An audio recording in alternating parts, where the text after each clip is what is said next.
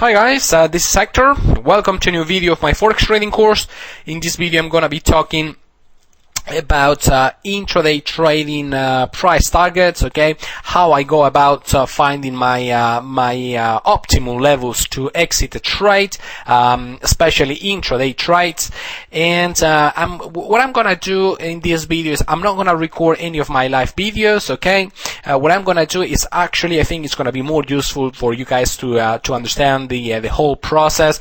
What I'm gonna do is to show a hypothetical trade, a trade that we could have taken, but I don't want to focus on the actual trading itself, not on the setup, not on the entry or stop loss placement, but rather where exactly we want to be exiting that trade, or where our final target will be placed, okay? Alright, in this case we are looking into the euro against the Australian dollar on the 1 hour time frame. As I was saying on my trading course, any trade that's based on the 1 hour time frame or lower, I consider it an intraday trade, okay? It means that it should hit its final target within the trading day, or otherwise something is not quite alright in that trade, okay? Anyway, so in this euro against Australian dollar setup, first of all, we can notice how our moving averages are pointing down parallel to each other, etc., etc. So yes, we are in a trending scenario. Moreover, if we draw some trend lines, we can clearly see that we have one very solid trend line that actually has been in place, most of the week, 1, 2, 3, 4 days worth of price action, working as resistance there, and finally there, okay? Moreover, if we draw some horizontal levels of support and resistance, I'm gonna mark these ones in, I don't know, let's say orange, for example. We can define a sideways range price action, okay? This range, price swings up and down within this area. Finally, it breaks through, and up on the breakout, it comes back to retest the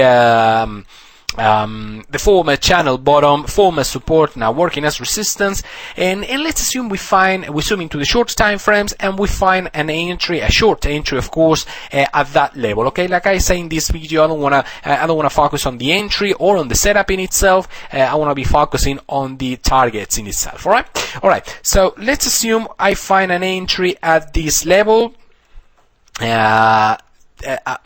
more or less somewhere around there, okay? I'm gonna mark this level in light blue, okay? That's my entry point. Then I'm gonna mark my stop loss. Of course, stop loss would be placed up there, up the previous swing high, the previous bar high. That would have been my stop loss.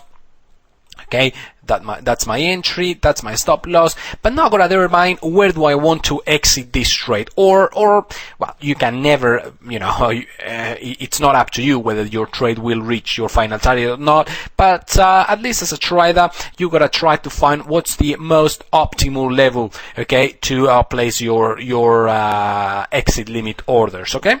In this case, as I mentioned on the course, I'm going to be using two techniques and I'm going to be blending them together, okay?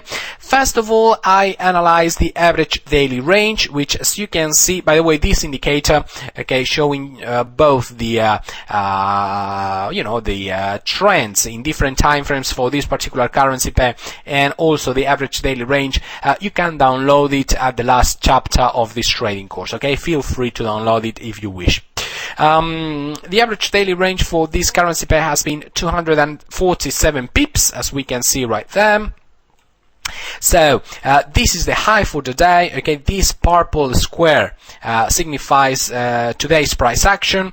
The day started there. This is the high for the day. If we add 247 pips from that point, it takes us all the way down here, okay? All the way down to right below the 16500 round number. All right, that would have been the average daily range. And now we want to pay attention, or we want to seek for the what's the closest round number within that average daily range, not beyond, okay, not beyond, within that average daily range. And the closest round number is obviously this one, the 16500. All right, that means that I want to exit, or I want to place my my final target for this trade before hitting this 165 level, okay, which is few pips before the average daily range. That means that my final target in this trade will be, let's say, the 165.05. Right, few pips above, hitting both the average daily range and also the closest round number within the average daily range. All right. So, you know, as price moves down, okay, and closes in within this, within the final average daily range, which at the end of the day is nothing but the statistical point where the you know, where the move for the day is going to run out of steam, okay. At the end of the day, the average daily range is nothing but an average, of course, and that means that some days price will move more than 247 pips. Some days will move less, but from a statistical point of view, as an average, it moves 247 pips. Okay, so that means that for this trading day, once we hit that 247 pips of a move for the day, price might be losing steam. Okay. Moreover, we've already studied how round numbers work as support and resistance. Okay, as you can see here, the 16600 level worked for a number of bars as the support, and also the 165.50 worked as resistance. Okay, throughout the day, most of the trading day, price has been moving within these two boundaries until it finally broke to the downside. Okay. In my opinion, always, actually, if you have a look at the previous day's lows, always also come around the 166.50, and the day's high, okay, also come around the 168.00.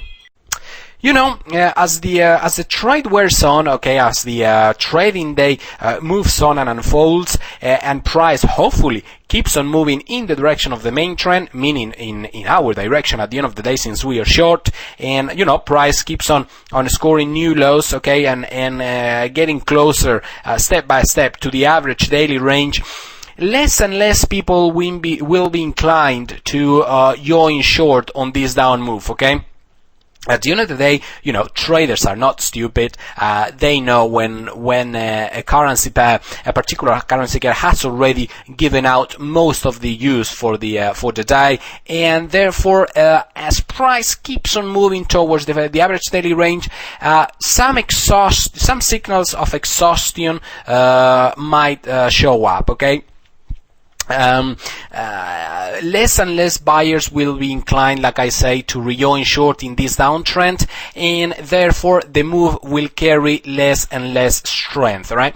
That means that once price is about to reach the average daily range, it might not have the momentum enough or the energy enough to breach through yet another round number. As I explained on the course, it's my theory that once price breaks one round number, it tends to gravitate towards the next one. Okay, have a look at here. This round number, the 166.50 round number was working as a double bottom. Once it breaches, it goes all the way down right to the next one at 166.00 before retracing back up to, of course, the round number right above 166.50 once again. Okay, so in my opinion, in my experience throughout the trading years, round numbers do work some sort of price tends to gravitate towards them. They are sort of like magnets, and once a round number is breached, price kinds of tends to gravitate towards the next one, okay? But if most of the use, okay, from a statistical point of view, if most of the move for the day has been given, okay, let's assume price was somewhere around there, okay, we get closer to the average daily range, and we have a round number right above. What are the chances that price will breach through, okay, breach one level of support, moreover breach the average daily range and move all the way on to the next round number? Well, it might happen. You never know. In forex trading, you never know. Everything is possible. But what are actually the chances?